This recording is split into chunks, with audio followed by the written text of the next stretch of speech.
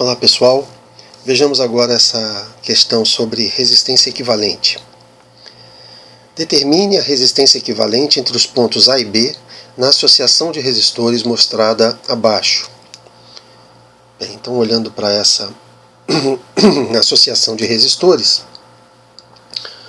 nós podemos ver que ela se utiliza de trechos de fios livres, fios sem resistores, que estão conectando pontos do circuito.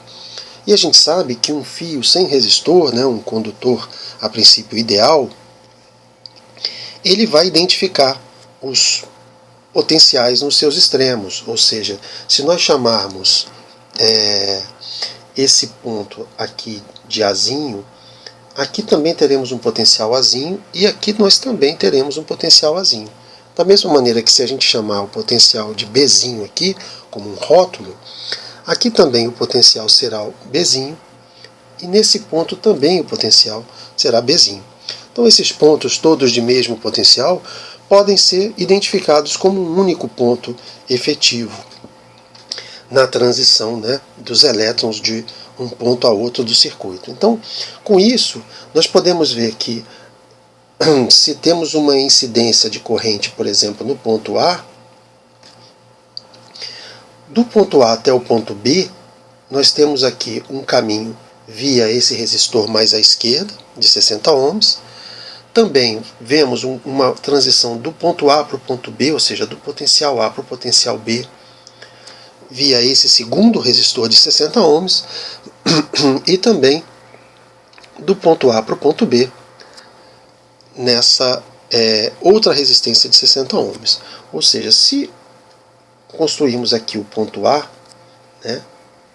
podemos ver que para um ponto B, para chegar no ponto B, ele terá, na verdade, 3 opções de chegar no ponto B, passando pelo primeiro resistor de 60 ohms, passando pelo segundo resistor, também de 60 ohms, e também via o terceiro resistor de 60 ohms. Ou seja, nós vemos que se chamarmos aqui esse ponto de Azinho, esse ponto de Azinho, esse ponto aqui de Bzinho, esse ponto também com potencial Bzinho, então nós vemos que a associação vista acima, ela está ocultando uma estrutura bem mais simples, que na verdade a gente passou a ver que se trata de uma composição em paralelo dos 3 resistores, tá certo? E para calcular agora a resistência equivalente, é bastante mais simples, Nós sabemos que a resistência equivalente entre esses 3 resistores, numa configuração em paralelo, ela será dada pelo inverso da soma dos inversos dessas resistências. Nós podemos então escrever que a resistência equivalente será dada por 1 sobre o primeiro resistor, ou seja, o valor de resistência dele, 1 sobre a segunda resistência, mais o inverso da terceira resistência. Isso aqui resulta em 1 sobre 3 sobre 60, que é igual a 60 sobre 3, que finalmente nos dá 20 ohm. Portanto, a resposta do problema é que a resistência equivalente será dada por 20 ohm.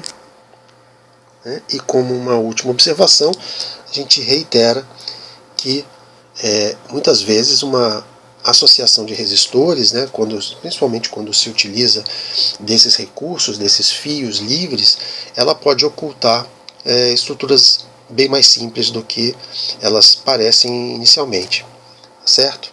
Então com isso nós terminamos o exercício, ok? Um abraço a todos.